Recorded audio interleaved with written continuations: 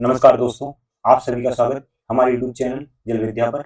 जैसा कि आप सभी को मालूम है, जो हमारा री एग्ज़ाम होने वाला है नेट जेआरएफ सोशियोलॉजी का, वो 10 सितंबर को होने वाला है।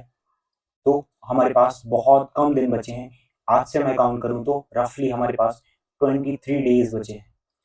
इन 23 डेज़ में आपकी क्या स्ट्रैटेजी होनी चाहिए, वो इस वीडियो में हम जानेंगे।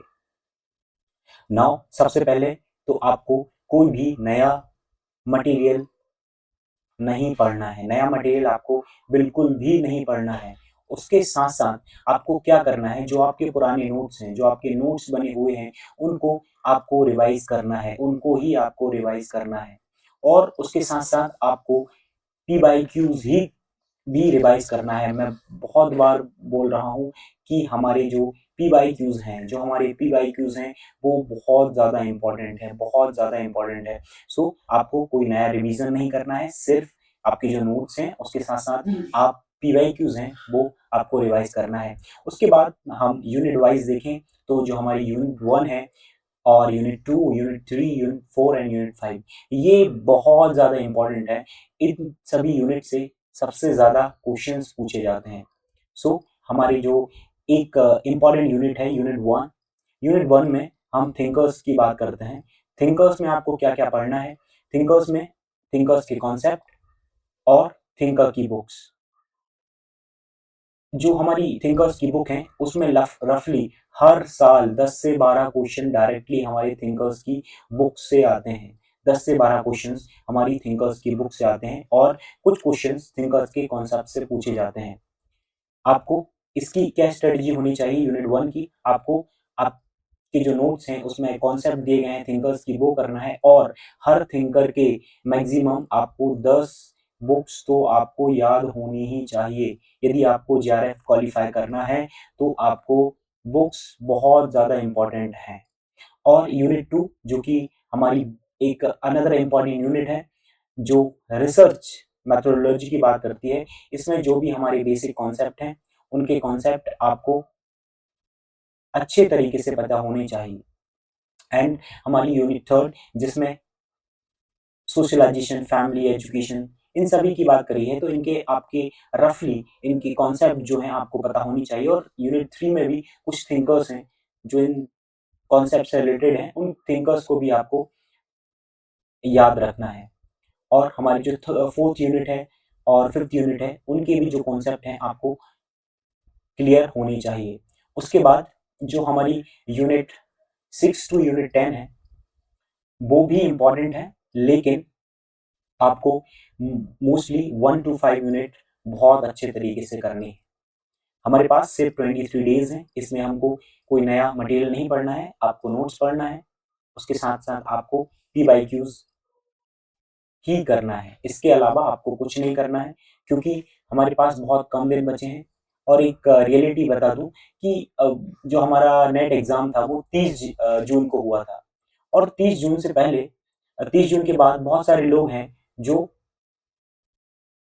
स्टडी करना छोड़ देते हैं। हमारे पास रफली 45 डेज़ हो चुके हैं, तो बहुत सारे लोग जिन्होंने ऑलरेडी स्टडी छोड़ दी है, तो हम एक सब लोग एक सेम नाव में सवार हैं। और इस सेम नाव में हम लोग सवार हैं, तो हमारे पास रफली 23 डेज़ हैं। इसमें आपको कोई नया मटेरियल नहीं पढ़ना है। आपके जो नोट्स हैं, और मैं बार-बार कह रहा हूँ, पी-वाई-क्यूज़ जो हमारे हैं, वो बहुत ज़्यादा इम्पोर्टेंट होते हैं। कुछ जो मिस्टेक हैं आपको अवॉइड करना है, वो ये कि कोई भी नई बुक नहीं पढ़ना है। आपको जो आपके नोट्स हैं, वही आपको करना है। पी-वाई-क्यूज़ को बिल्कुल भी इनको इग्नोर मत करना।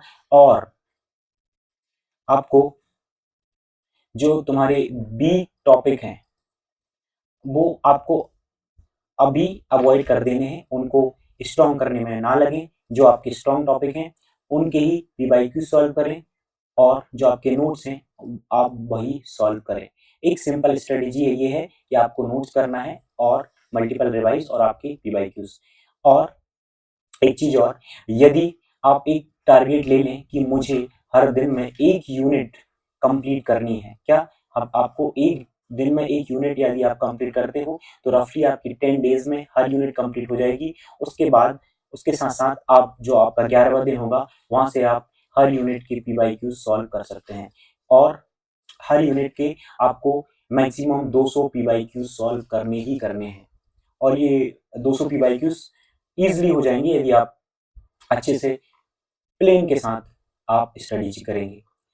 आपकी जो इम्पोर्टेंट साइकिल वो होनी चाहिए कि PYQs आपको सॉल्व करना है, उसके बाद आपके जो कॉन्सेप्ट है उसको अच्छे तरीके से अंडरस्टैंड करना है। आप जब PYQs सॉल्व करेंगे, जो ये आपको मिस्टेक है वो आपको सॉल्व करना है, उसके साथ साथ आपको रिवाइज करना है, एंड देन यही प्रोसेस आपको रिपीट करना है।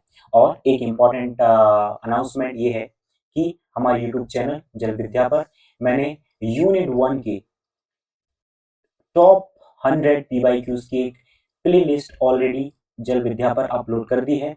उसके साथ साथ हमारी 2 मिनट की सीरीज नेट JRF सोशियोलॉजी के लिए, जिसमें मैंने थिंकर्स कवर करवाए हैं, उसकी प्लेलिस्ट भी हमारे यूट्यूब चैनल जल विद्या पर है। और बहुत जल्द यूनिट 2 और यूनिट 3 के जो PYQs हैं नेक्स्ट 2 डेज में अपलोड हो जाएंगे। आप जाइए यूट्यूब चैनल हमारी जल विद्या पर, वहां पर से आप ये सब कुछ कवर कर सकते हैं। नाउ फाइनल मंत्र हमारा ये रहेगा कि आपको स्टडी ज़्यादा करना नहीं है, सिर्फ आपको रिवाइज बहुत ज़्यादा करना है। नया मटेरियल कुछ नहीं पढ़ना, जो आपके नोट्स हैं उनको मल्टीपल टाइम रिवाइज करिए, PYQ सॉल्व करिए, उनको एनालाइज करिए, और आपको कोशिश करना है कि आपकी जो हर यूनिट है वो एक दिन में कंप्लीट होनी चाहिए। और यही सेम स्ट्रेटजी आपकी पेपर 1 के लिए होनी चाहिए। पेपर 1 में आप कॉन्सेप्ट क्लियर कर लिए, उसके साथ साथ PYQs लगाइए। मैं बार बार कह रहा हूँ PYQs बहुत ज़्यादा इंपॉर्टेंट होते हैं, इनको बिल्कुल भी मिस मत करना। नाउ जो हमारी यूट्यूब चैनल जल विद्या है उस पर बहुत जल्द यूनिट 2 और यूनिट 3 के PYQs नेक्स्ट 2 डेज में आ जाएंगे। Thank you for watching, and also best of luck for all the student who are giving 10th September's NET JRF Sociology. Thank you for watching. Thank you.